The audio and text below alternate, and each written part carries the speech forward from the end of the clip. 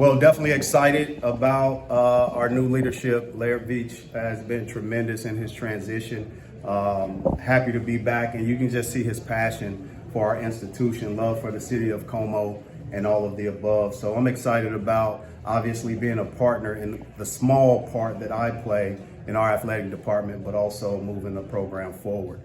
Summer is awaiting us. We're finishing up some recruiting. But I'm excited with where we are and what we've been able to accomplish.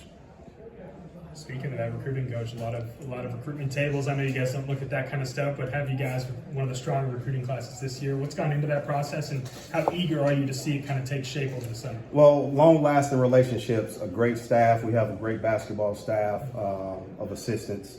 You have to understand our high school class, top 5 in the country.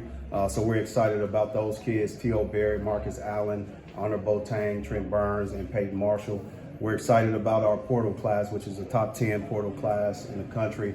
I think we're 1 or 2 more pieces away, and we're definitely still continuing to recruit. It's not over until our summer session really starts. So we're excited about the pieces that we've been able to sign. Tony Perkins having a Big Ten second team all-conference guard, point guard, but also a kid that's physically gifted, potential to play at the next level is there. Jacob Cruz, unbelievable shooter with size and length. We just have some great pieces. You look at Mark Mitchell, it speaks for himself, a high school McDonald's All-American. We just have some great kids returning as well. And I don't want to just name all of our kids, but I'm really excited about the importance of building a program, and that's recruiting, retention, and obviously player development.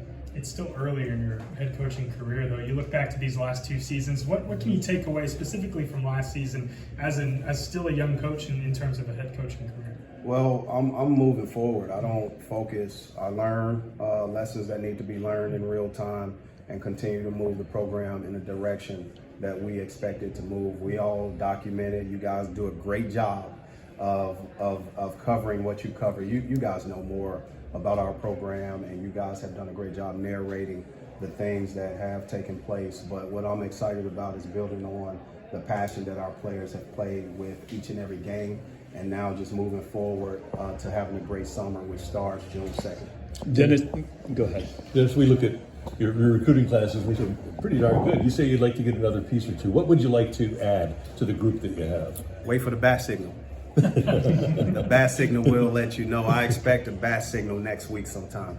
But I think you have to understand the new climate of college sports. As the portal closed, that doesn't mean it's ending recruiting. It just means the portal closes and kids still have to find a home. So there's a lot of kids out there who are looking for a home. Columbia, Missouri is a great home for your future.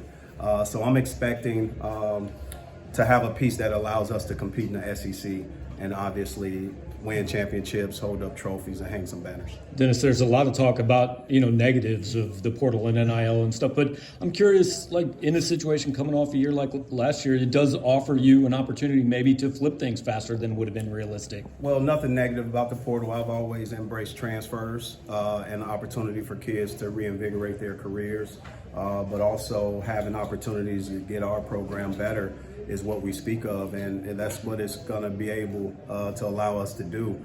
The new phase of college athletics, guys, it's changing. It may be uncomfortable for some, but it's changing, and we're evolving as a sport.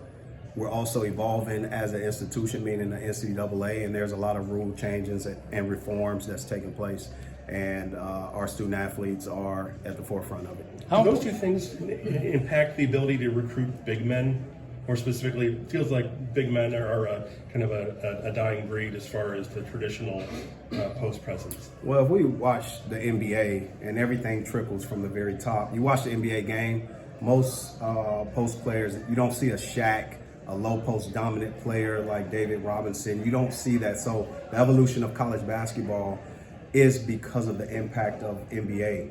And when you have an MVP, what's that, 3-time MVP, Jokic, who's bringing the ball up the court, who's shooting threes, kids, it evolves and trickles itself down all the way to the elementary school level, definitely AAU, high school, and it's going to continue to touch our game. And what we have to understand is college basketball is changing, no different than it always has.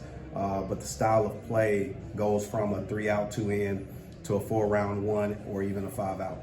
You're in a sport that gets to see the support from St. Louis firsthand with the bragging rights game against Illinois. How important is it to have the support of the state's largest city for Mizzou? First, I want to say congratulations to the University of St. Louis for hiring a great coach. Coach Church is a great coach. Unbelievable. Good man.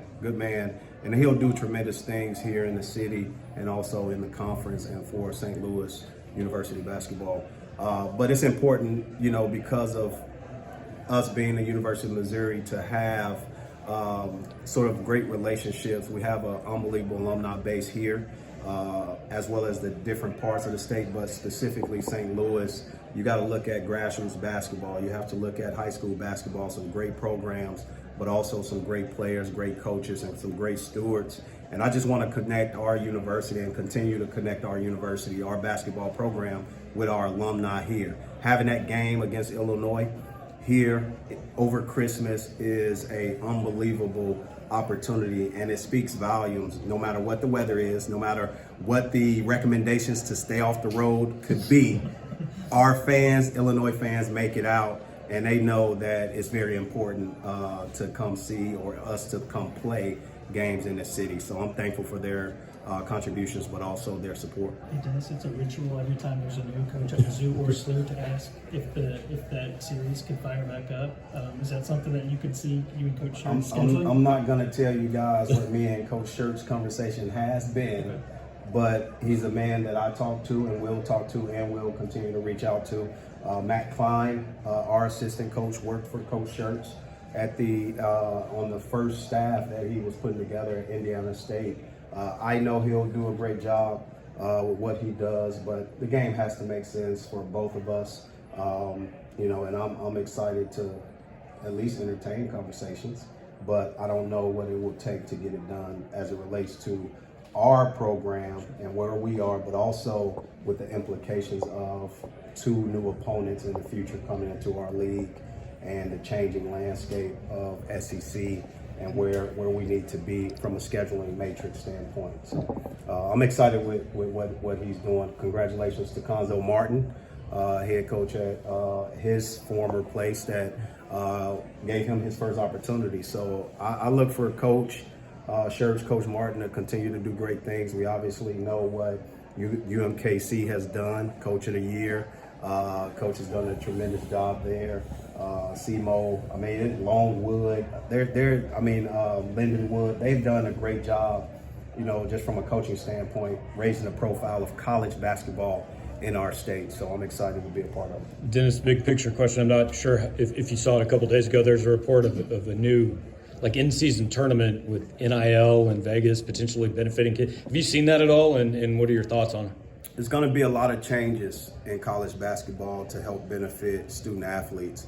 And as long as it's centered around student athletes, I think that's the most important part. I don't have a criticism of it. I just know it gives, when you talk about NIL, it gives student athletes an opportunity to put themselves in a position where hopefully in 20, 30 years, we can hear a story of a student athlete putting his money somewhere or her money somewhere, and now that person becomes a famous alumni with a story based off that money that they earned, and now they're this billionaire and they're giving back to the institution that gave to them. So I'm excited to hear those stories, and I want our student athletes to continue to educate themselves financially, be obviously responsible, but also be leaders like I know they can be when put in these financial situations. Time for one last question. What's the process of developing a relationship with a new athletic director?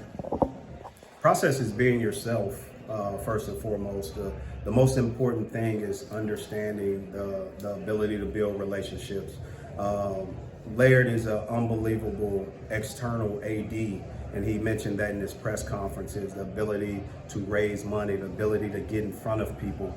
So when you have a AD of that stature with that type of background, it's going to be important that that person also sees you being able to build the same relationship that I build in recruiting, that he builds when he meets an alumni or even a donor, and we just have to redirect that toward each other. And he's done a great job with his outreach when he first got the job with me. And I'm excited about his leadership, man. And I'm just definitely excited about the vision, following that vision, but also just understanding my part in that place to be able to carry through his vision and execute it at the highest level.